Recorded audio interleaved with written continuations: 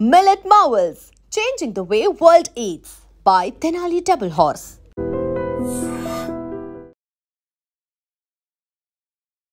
Visakha Gurudwara junction లో HP petrol bunk, Santhipuram junction లో ఒక్కసారిగా ఆర్టీసీ బస్సు ప్రయాణిస్తున్నటువంటి ప్రయాణికులతో దాదాపు 130 మంది ప్రయాణికులతో ప్రయాణిస్తున్నటువంటి బస్సులో ఒక్కసారిగా మంటలు చెలరేగాయి.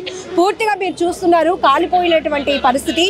4 ఫైర్ ఇంజన్లు వచ్చి అదుపు చేస్తే గానీ మంటలు పూర్తిగా అదుపులోనికి రాలేనటువంటి పరిస్థితి. చాలా పెద్ద ప్రమాదమే తప్పిందని చెప్పాలి.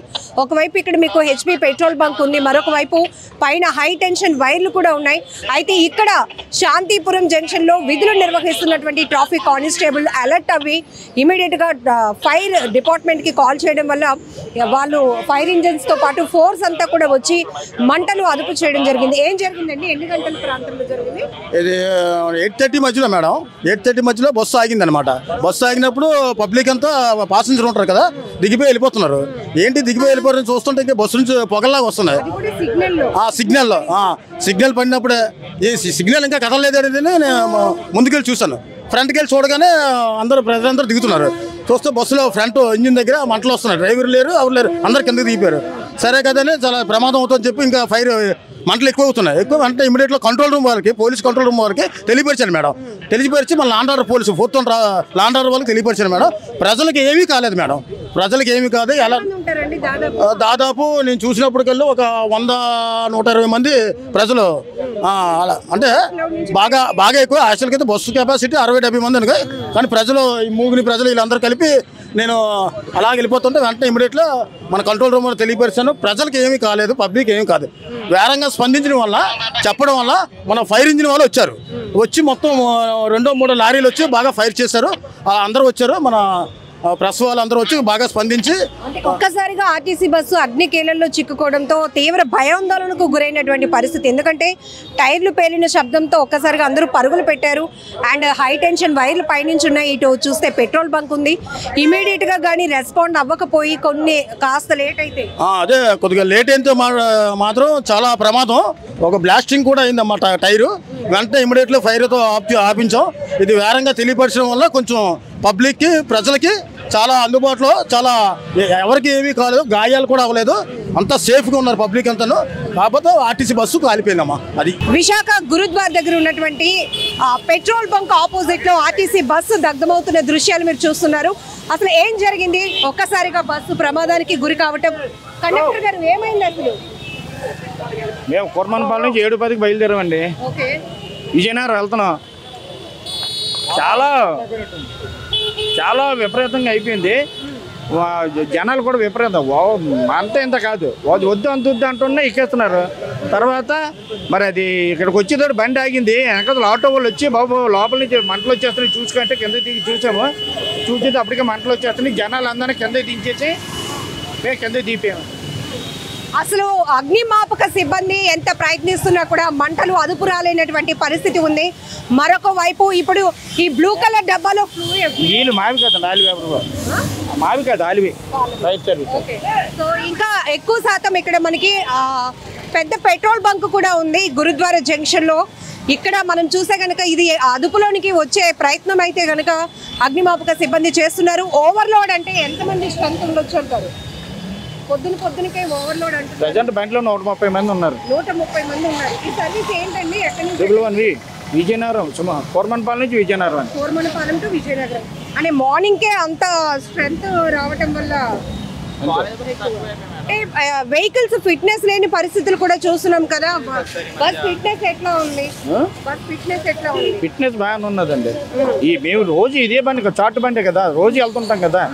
ఈ రోజు చాలా ఎక్కువ అయిపోయాయి. ఆటోలో వచ్చి స్ట్రైక్ అంటున్నారు, దాని మీద ఎక్కువ వచ్చారు. సో ఇక్కడ మీరు సిగ్నల్ లో ఆపేటప్పటికి మంటలు వచ్చాయి. ఆటో వాళ్ళు చెప్పారు మాకు, బాబు ఏదో మంటలు వస్తున్నాయి. సైడ్ నుంచి ఫ్రంట్ డైర్ నుంచి వచ్చాయి. ఆటో వాళ్ళు మాకు చెప్తే మేము చూసి అప్పుడు వాళ్ళందరినీ కింద దించేసాం. అప్పుడు ఫైర్ పెద్ద అయిపోయింది. మీరు అదే బస్ లో వస్తున్నారా? వాళ్ళందరూ వెళ్ళిపోయారు. మా బస్సులు దిగినారు. సో ఇక్కడ మనం చూడొచ్చు కోర్మానపాలెం టు విజయనగరం వెళ్తున్నటువంటి బస్ సర్వీస్ ఏదైతే ఉందో AP31Z0254 bus fourth town petrol bunk దగ్గరికి వచ్చేటప్పటికి ఒక్కసారిగా అందులో మంటలు చెలరేగటం అనేది ఆటో డ్రైవర్స్ అయితే గమనించారు. ఆటో డ్రైవర్స్ గమనించి బస్సులో నుంచి మంటలు వస్తున్నాయని చెప్పేటప్పటికి వెంటనే కండక్టర్ అలాగే డ్రైవర్ గారు కూడా ఇద్దరు అలర్ట్ అవ్వడం జరిగింది. బస్సులో అప్పటికే ఉదయానికే అంటే దాదాపుగా 8:30 ప్రాంతంలో ఈ ఘటన జరిగింది. ఉదయానికే ఎక్కువగా బస్సులో స్ట్రెంత్ ఎక్కువ ఉన్నారు, 130 మంది వరకు ఉన్నారు అని కూడా చెప్తున్నారు. ఇమీడియట్ గా సమాచారం అందుకున్నటువంటి అగ్నిమాపక సిబ్బంది ఘటనా స్థలికి చేరుకుని మంటలను అదుపు చేస్తున్నటువంటి దృశ్యాలు. ఇప్పటికే ఇది మార్నింగ్ హైవే కాబట్టి ఎక్కువగా జనాల రద్దీ కూడా ఉంటుంది. ఈ క్రమంలోనే ట్రాఫిక్ డైవర్షన్ కూడా మనం చూస్తూ ఉన్నాం. అలాగనే ప్రజలు ఇటువైపుగా ప్రయాణించే వాళ్ళు కూడా అయ్యో ఒక్కసారిగా పొద్దునకే ఆర్టీసీ బస్సు ఇలా ఫైర్ అయిపోతుంది అనే ఘటన చూడటానికి చాలా మంది వెహికల్స్ రోడ్డు మీదే ఆపి మరి ఈ దృశ్యాలు చూస్తున్న పరిస్థితి ఉంది. అయితే కండక్టర్ గారు ఒక ఆవేదనగా చెప్తా ఉన్నారు ఏంటంటే పొద్దునకి అంటే ఫిట్నెస్లు చెక్ చేసుకుని మేము సర్వీస్ స్టార్ట్ చేస్తాం మేడం, కాకపోతే ఏంటంటే ఎక్కువ మంది ప్రజలు ఉండడం జరుగుతుంది, 130 మంది వరకు బస్సులో స్ట్రెంత్ ఉన్నారు, ఓవర్లోడ్ వల్ల ఈ ప్రమాదం జరిగి ఉంటుంది అని చెప్తున్నారు. సో పూర్తిగా మంటలు అదుపులోనికి వచ్చిన తర్వాత అసలు ఏం జరిగింది అనే దానిపైన కూడా ఒక క్లారిటీ వచ్చే అవకాశం ఉంది. సో ఆర్టీసీ బస్సులు ఇలా ప్రమాదాలకు గురి కావటం అనేది ఒక రకంగా ఆందోళనకు గురి అయ్యే పరిస్థితి అని కూడా చెప్పచ్చు. ఇక్కడ మీరు చూస్తున్నారు ఫైర్ సిబ్బంది అయితే కనుక ఫోమ్తో అలాగే లిక్విడ్తో కూడా ఈ మంటలను అదుపు చేసే ప్రయత్నం చేస్తున్నారు. జనరల్గా ఇక్కడ పెద్ద petrol bunk HP petrol bunk ఉండటం వల్ల మంటలు కనుక వ్యాపిస్తే కనుక చాలా తీవ్రమైన ప్రమాదంగా మారే అవకాశం ఉంటుంది. మరొక వైపు హై టెన్షన్ వైర్లు కూడా పైనుంచి కనపడుతూ ఉన్నాయి. సో ఇప్పటికీ కూడా ఒక 20 నిమిషాల నుంచి కూడా అగ్నిమాపక సిబ్బంది ఫైర్ డిపార్ట్మెంట్ సిబ్బంది అంతా కూడా శ్రమిస్తున్నా కూడా అదుపులోనికి రాలేనటువంటి పరిస్థితి ఉంది. సో బస్ కండిషన్ చూస్తే కనుక అంటే ఫిట్నెస్ వరకు బాగానే ఉంది మేడం, ఎందుకంటే రెగ్యులర్గా ఈ సర్వీసు కోర్మానపాలెం నుండి విజయనగరం వరకు వెళ్తూ ఉంటుంది అని చెప్తున్నారు. సో మరోవైపు మనం చూసాం ఇప్పుడు పరుగులు పెట్టాల్సినటువంటి పరిస్థితి, టైర్లు పేలడంతో ఒక్కసారిగా అందరూ ఒక బాంబు పేలినటువంటి శబ్దం వచ్చింది, ఒక్కసారిగా అందరూ పరుగులు పెట్టాల్సినటువంటి పరిస్థితి వచ్చింది. సో ఎక్కడ చూస్తున్నారు ఈ ప్రమాదం ఖచ్చితంగా ప్రజలు మాత్రం డైవర్ట్ చేయకపోతే ఇటుగా ఇంకా దగ్గరికి వెళ్ళే ప్రయత్నం ఎవరైనా చేస్తే కనుక ప్రమాదం మరింత పెరిగే అవకాశం ఉంది. కాబట్టి ఇప్పటికే ట్రాఫిక్ పోలీసులు కూడా అలర్ట్ అయ్యి అందరినీ కూడా ట్రాఫిక్ని డైవర్ట్ చేస్తున్నారు. సో టైర్లు పేలినటువంటి శబ్దం మీరు లైవ్లోనే విన్నారు కదా. కేవిటి ప్రసాదరావు అండి, నేను assistant district fire officer Maripalem. మాకు విశాఖపట్నం కంట్రోల్ రూమ్ నుంచి కరెక్ట్గా 8:30 గంటలకి ఇలాగా మన ఏంటంటే 4th టౌన్ పోలీస్ స్టేషన్ దగ్గర గురుద్వారా దగ్గర బస్సు ఫైర్ అవుతుందని మాకు ఇన్ఫర్మేషన్ వచ్చింది sir. Shantipuram junction 4th town police station దగ్గర. వెంటనే మేము మా వెహికల్ దగ్గరలో ఉన్న మరిపాలెంలో మా వెహికల్ ఉంది, వెంటనే మేము ఒక 2 వెహికల్స్ వెంటనే మేము టర్న్అవుట్ చేసాము. వచ్చేప్పటికి ప్యాసింజర్స్ అందరూ బయటికి దిగిపోయారు, ప్యాసింజర్కి ఎటువంటి ప్రమాదం లేదు. వెంటనే మేము మా కార్యక్రమంతో చేపట్టి ఈ యొక్క ఫైర్ టెండర్స్తో ఈ బస్సుని పూర్తిగా తగలబడుతున్న బస్సుని వాటర్తో పూర్తిగా కంట్రోల్ చేస్తున్నామండి. మ్యాక్సిమం బస్సు కంట్రోల్ అయిపోయింది, ఫైర్ అంతా ఇంకేం లేదు.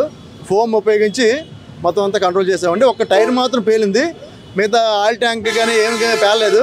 Is the cause of fire is electrical shock చెక్ అని మేము ప్రాథమిక దర్యాప్తులో మాకు తేలిందండి. ఈ ఫర్దర్ ఇన్ఫర్మేషన్ మేము మొత్తం చెప్తాము. ఎలక్ట్రికల్ షాక్ చెక్ అండి, కొంచెం మ్యాక్సిమం ఇటు బల్లంటికి ఎలక్ట్రికల్ షాక్ చెక్ అవుతుంటాయి అనుకోకుండా ఇది ఎలక్ట్రికల్ షాక్ చెక్ అయింది. ఆయన వెంటనే డ్రైవర్ అందరూ అప్రమత్తం చేశారు, వెంటనే ప్యాసింజర్స్ అందరూ బయటకు వచ్చారు, దాంతో పెద్ద ప్రమాదం తప్పింది. మేము వచ్చారు ఫైర్ అవుతుందండి, అంటే ప్రజలందరూ ప్రయాణికులందరూ బయటికి దిగిపోయారు, బస్సు మాత్రం ఫైర్ అవుతుంది. మేము వచ్చిన వెంటనే మా యొక్క వాటర్ టెండర్తో ఉపయోగించి ఈ ఫైర్ని మ్యాక్సిమం 95% కంట్రోల్ అయిపోయిందండి. కాకపోతే బస్సు మాత్రం డ్యామేజ్ అయిందండి. ఎంతమంది మ్యాన్ పవర్ వర్కౌట్ అయింది, అలాగే ఎన్ని ఇంజిన్స్? ఒక 4 ఇంజిన్లు, అంటే విశాఖపట్నం నుంచి ఒక 2 ఇంజిన్లు, మరిపాలెం నుంచి ఒక 2 ఇంజిన్లు వచ్చాయండి.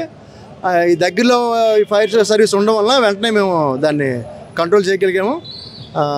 సార్ పరిస్థితి హైవేలో ఎక్కడ మీకు ఫైర్ సర్వీస్ అనేది ఎక్కడ అందుబాటులో లేదు, అంటే మనకి ఇది ఒక 5 కిలోమీటర్స్ దూరం ఉంది. మరిపాలెం 5 కిలోమీటర్స్, విశాఖపట్నం ఒక 6 కిలోమీటర్స్. అంటే మాకు ఇన్ఫర్మేషన్ రావడం అంత లేట్ అవుతుందండి. అంటే మాకు కంట్రోల్ రూమ్కి ఎవరో చెప్పారు, ఆ కంట్రోల్ రూమ్ మాకు రావడం అయింది. వెంటనే మేము బయలుదేరిపోతాం. విత్ ఇన్ 1 మినిట్లో మేము బయలుదేరిపోతాము. హైవేలో మరి ట్రాఫిక్ అది ఉంటుంది కాబట్టి కొంచెం ఇదైంది. మీరు రాగానే ఆల్రెడీ బస్సు కదండి, మరి ఆయిల్స్ అవి ఉంటాయి, సీట్లు అవి ఉంటాయి కాబట్టి కొంత తొందరగా అంటుకుంటాయి. మ్యాక్సిమం మేము ఎవరికి ప్రయాణికులకి గాయాలు కానీ చనిపోవడం కానీ జరగలేదు. అప్పటికి బస్సులో ఒక 50 మంది ప్రయాణికులు ఉన్నారని చెప్తున్నారు డ్రైవర్లు వాళ్ళు కదా. అంటే వాళ్ళు చెప్పింది అలా చెప్పారు, 130 మంది ఆ కెపాసిటీ అందరు. ఓకే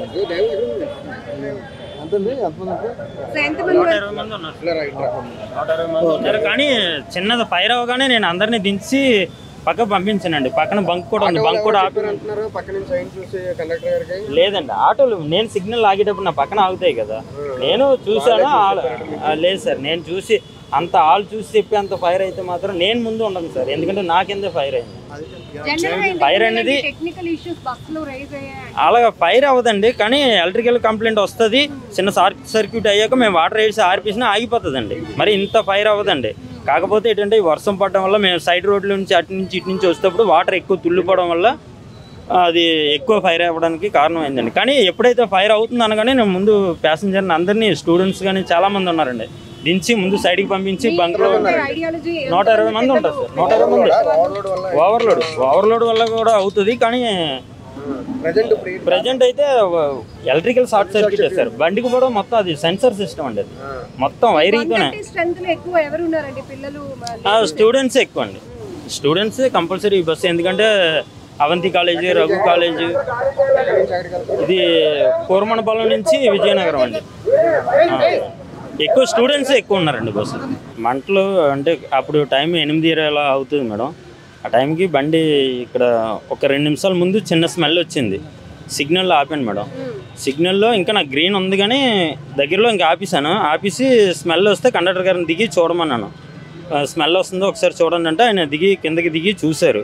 చిన్న మంట వస్తుందని చెప్పగానే ముందు ప్యాసింజర్లు అందరినీ దించేసి సైడ్కి పంపించి తర్వాత వాటర్ వేసి చూశాను మేడం, ఆగలేదు. ఈలోపు అలా ఫైర్ ఎక్కువైపోతుంది.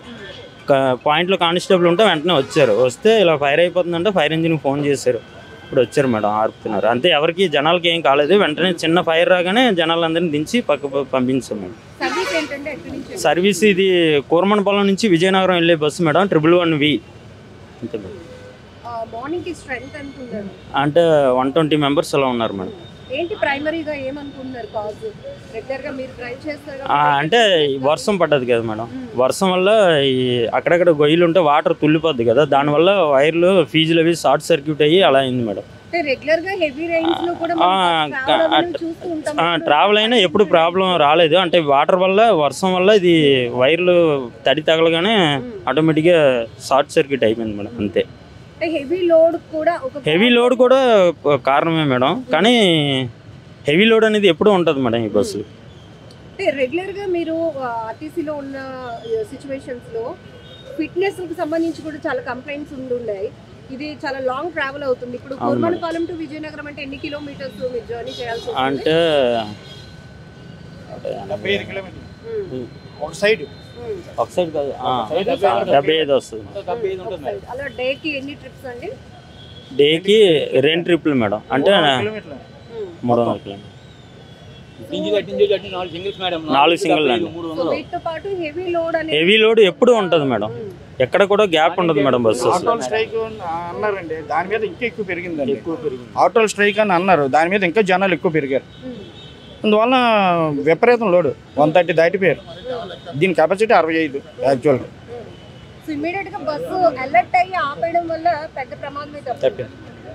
తప్పింది. నిజంగా ప్రస్తుతం ఉన్నటువంటి సమాజం దేనికి ప్రయారిటీ ఇస్తుంది? ఆర్థిక సంబంధాల చుట్టూ మాత్రమే తిరుగుతుంది. మళ్ళీ ఎన్నికలంగానే చాలా విరక్తి కలుగుతాం.